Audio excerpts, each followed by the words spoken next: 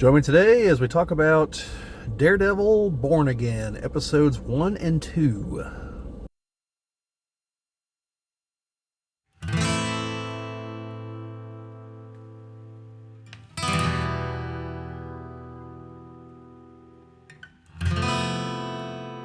This is the Geek Cabal channel. My name is Bobbie, and today we're going to be talking about the first two episodes of Daredevil Born Again, which just premiered on Disney Plus last week. In all likelihood, by the time I get this video up, it's probably going to go up on Tuesday, which will be the day that episode 3 pops up on Disney Plus. Hopefully it won't take me as long to get my thoughts on episode 3 onto a video here. But anyway, just a forewarning. So, for those of you that don't know, this is a follow-up to the Netflix Daredevil series. So if you haven't seen that, you have some homework, and I'm going to run down what all you're going to need to watch here. So far you're talking 3 seasons of the Daredevil show. To make part of season 3 make any sense, you're also going to need to watch The Defenders. And for that to more or less make sense, you're also going to need to watch, I believe it's the first season of Jessica Jones, maybe the first 2, the first season of Iron Fist, and the first season or 2 of Luke Cage. And I don't think the Punisher showed up in Defenders, but you should go ahead and watch that because he's going to show up here in Daredevil. So you may as well just watch all of the Netflix shows. Definitely find out what order you should watch them in, because where they all come together for the Defenders does have an impact, at least on Daredevil. So you need to watch it in the right point in the sequence. Then with Daredevil being brought up again, and then we know we're getting another Punisher series, I'd say it's reasonably likely they're going to try to bring back Luke Cage, Jessica Jones, maybe Iron Fist. That one's kind of the iffy one, which is a shame because Iron Fist left off in a really interesting this could be going places kind of moment. But there's a lot of complaints because the main star was yeah, I don't need to learn martial arts or anything approaching it, so the fights don't look overly convincing. Yeah, that's fine. That is in fact not fine. But other than that, I thought the show was interesting. So, and all the Netflix shows were good. The Daredevil series was definitely the peak of them, and it was really good pretty well throughout. Jessica Jones had a weak second season. I'm not gonna lie, it just kind of meandered. I thought Luke Cage was good throughout. It left off on an interesting note. The Punisher was good throughout. So, I think they're worth checking out. But you're going to need to watch them, or at least get the cliff notes to know what's going on here. It also helped if you watch the Hawkeye series, because that talks about some things that happened to the Kingpin in between Daredevil and here. So, I did not watch Echo, so I couldn't tell you if it has anything to do with it, because Echo did have a thing with the Kingpin in Hawkeye, so maybe, but I don't think so. So, yeah, so you need to see all that to know what on earth is going on here. And as to what is going on here, I should give just a little more background. Apparently, from what I was seeing online, the show was almost halfway complete, the season, filming and everything, and they decided to just completely reverse course, because apparently they were going to base it off of Daredevil's appearance in She-Hulk. Still played by the same guy, and Charlie, I think it's Charlie Cox is his name. He also played Matt in the third Spider-Man movie. The third new current Spider-Man movies. And yeah, So he's definitely been integrated in the MCU already, and so was Kingpin via Hawkeye. So they were going to go more that route and reversed course, and we're like, no, let's bring everyone back from the Netflix series. So it's not just Matt, it's not just Wilson Fisk, but like Fisk's wife is back, Bullseye is back, same actor, and you've got Foggy Nelson and Karen Page, and like I said, we're going to be getting the Punisher at some point. So all of these people from the show are back. So this will retroactively canonize those shows into the MCU. Because obviously they're talking about events that happen in those shows. Like in the first season of Daredevil, the Kingpin uses a car door to decapitate a guy at one point. And that's been brought up already in the show. Because he's running to be the mayor of New York. And at least one person was like, didn't you kill a guy by taking his head off with a car door? It just kind of shrugs it off. But yeah. So, and there's a major spoiler. I'm going to save it for the end because it's a spoiler. Not going to be like one guy that I've seen who literally titled his videos talking about what happened. So, that guy's kind of an ass anyway. I got a bone to pick with him about something else. But anyway, so, like I said, it's a continuation.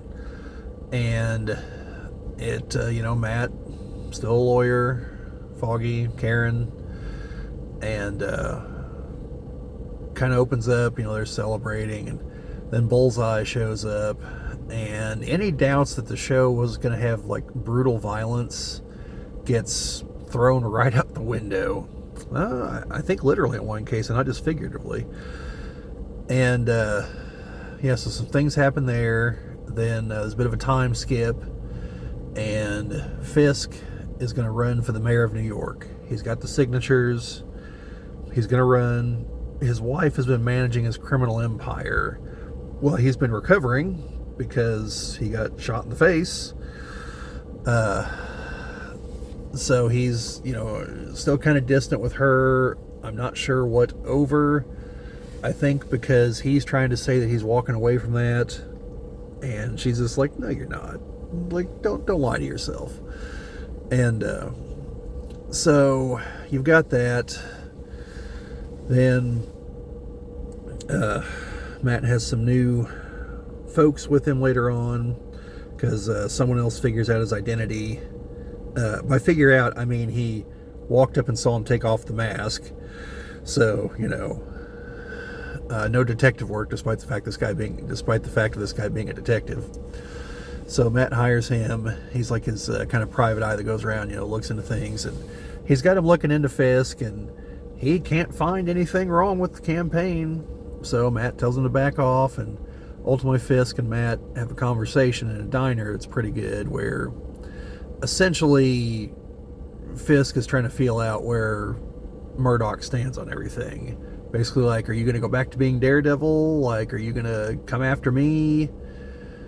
And, Matt's like, no, I'm done. And the Kingpin swears up and down that he didn't have anything to do with something that happened earlier. And they, and he warns them that he's going after the costume vigilantes. And then in his speech, he specifically mentions, well, he doesn't mention him by name, but he knows that you're talking about Daredevil, the Punisher, and Spider-Man. I don't know if we're going to see Spider-Man randomly show up in the show. That would be great, but I don't know if it's going to happen. So he's specifically going after them, and that's part of what's driving his campaign, but also just like fixing the city. He's like, it's falling into decay, and we got to cut the red tape, and he gets a moment to do that in the second episode when his entourage has been held up by some kind of slow construction. So he's kind of watching it while his people are telling him stuff, and he realizes like nothing's happening. So he goes over and just gets the foreman. He's like, well, what are you guys here doing? Like, well, we're supposed to be doing this. We're waiting on okay. He's like, well, just do it. He's like, well, we got to get the okay. He's like, I'm the mayor. I'm telling you, it's okay. Just fill the hole. Get these people on their way. And so, he's got a bit of a public, moment there. But he's also having to deal with the fact that I think it was the chief of police is wanting to quit because he's not going to work for Fisk, because he knows Fisk is the kingpin. He knows he's a criminal. And he can't have that because a bunch of the other cops would also quit. And if he plans on actually improving the city, he can't have the police force just quit on him. So, showing that he's not above his old criminal ways, he calls him, the guy comes in to resign, and Fisk is sitting there, and he's talking to his aide. He's like, hey, what are those steak and cheese sandwiches? And they're talking about the ones in Philadelphia, and he's like, what's the one we like? And he goes, it's Geno's, and I think Geno's. And he's like, no, he's like, those are good. He's like, there's a local one. It's like, it's just outside the city. And he tells him the name, and you see the chief has a look on his face, and then the kingpin, like, he picks the sandwich up by the wrapper, and underneath it is a picture of some kid and a woman in that restaurant. And the chief's like, all right, I won't resign, like, but be careful what you wish for. So he leaves, and Kingpin starts talking to his guy. It's the chief's, like, illegitimate son, and he's got him stashed somewhere, and the Kingpin figured it out, and there was a picture of him at that restaurant. Of course, he puts down the sandwich, and he's like, oh, disgusting. So he's not a Philly steak and cheese fan. But yeah, so he's up to his old ways, and Matt, doesn't have a reason to go after him yet. So, but he warned him, like, hey, look, as a Catholic, I'm been raised to believe in grace and forgiveness, so I've got to give you your chance. Like, but you step over the line, like, what's going to happen. So, yeah. Obviously, it's all going to blow up in the Kingpin's face at some point, and he's going to go to criminality, I assume. But anyway, it's pretty good so far. Definitely feels like the other show. It's in a more uptown location, from what I know of New York, which is not much, mainly from movies and TV shows. And I know that other people will try to frame part of the whole Kingpin becoming the mayor as a commentary on certain other current political happenings. Probably phrase it in such a way as make New York great again, if I had to assume. And, like, the show doesn't lean into that, but more importantly, it's from a comic book storyline from, like, 2015 that clearly couldn't have been modeled after future events because they had not occurred yet. So take anything like that with a grain of salt. If you want to see it, I'm sure it's there. If you don't, I'm sure it's not there. It's entirely up to you. But be prepared that people will draw parallels. So, yeah, like I said, I thought it was good so far. There's at least one person I watch online who despises Disney with every fiber of his being, and he said it's probably the best thing on Disney Plus, and it's pretty good. It's not perfect, and I agree, it's not perfect. Like this person driving I just saw, who is definitely gonna get themselves or someone else hurt at some point. Just flying through a parking lot. Moron. So anyway, yeah, it's not perfect. Some of the action was a little, like I said, it is violent, but some of the action doesn't quite compare to the action in the Netflix series. There's room for improvement, is what I'm saying. It was nice to see whenever Bullseye comes up, he's not wearing like his comic book outfit yet. I'm assuming that's going to happen at some point. But he just had like a bunch of knives strapped all over himself, so he's just going through, taking people out right and left. And so that was pretty spectacular to see. Then, yeah, it's been a little light on action after that moment, but obviously that's going to come because there's a lot in the trailers. Plus, again, the Punisher showing up, and he doesn't show up for tea. He shows up to shoot people. So, yeah. Yeah, other than that, I'm sure I've got a few minor complaints. The end credit music was not great. They did change the intro. The intro, it's still good, but it's different, you know. So that might confuse people. And a part of me hopes that there's a Jennifer Walters cameo, but if so, like, I want it to be serious. You know, I don't want it to be haha, goofy, jokey like the She-Hulk show. But which isn't to say the She-Hulk show shouldn't have been that, because the She-Hulk comic is like that as near as I can tell.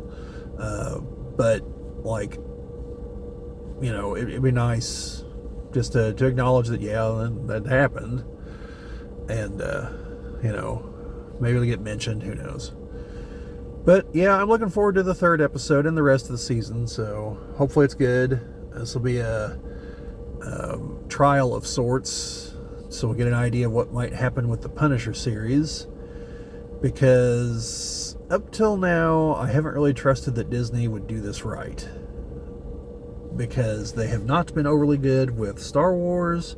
Some of their other MCU Disney Plus content has been less than stellar. So this is definitely a breath of fresh air, and it's not that I want the rest of the MCU to go hard-boiled and hard action, you know, blood and guts and stuff like that. Like, you know, I don't. But taking the materials seriously, looking at what worked in the past, and you don't have to copy it exactly, but, you know, take some notes, things like that. You know, that's what I want to see going forward with the MCU, and hopefully that's what we will see. And I want to see the other people come back. You know, I do want to see Luke Cage resolve the storyline he was in the middle of. Thought the guy who played him was doing a good job. Want to see where Iron Fist goes, because that was going to crazy town, and I'm all for it. And if they can do something with Jessica Jones, because the big problem is, like I said, season 2 is lackluster, so I don't want more of that. You know, I want something of substance, something, you know, a real reason for her to come back. And if they can't, then give her some cameos in the other shows, you know, so we see her. And then maybe, for the love of God, put some of these people in one of the movies. You know, even if, well, I guess Matt was already in Spider-Man, but, like, you know, as Daredevil. So even if it's just a background cameo, like the 90s cartoons would do. Like there's a scene, I think, in the X-Men with the Phoenix, I think. And you see, like, a bunch of heroes all over the world. So just a bunch of random cameos. Like, things like that. Like, you've got them. It's the MCU. Go for it. But anyway, I really like the show so far. Hopefully it keeps going good. But that's all I've really got to say on it, except for the big major spoiler that I told you guys about. So, be forewarned, this is a whopper. Like, if you don't want to be spoiled, because this came as one hell of a shock when it happened, don't listen any farther. And I'm going to go give you my spiel now. Like, share, subscribe, all that fun stuff. Sharing and commenting help us grow the channel.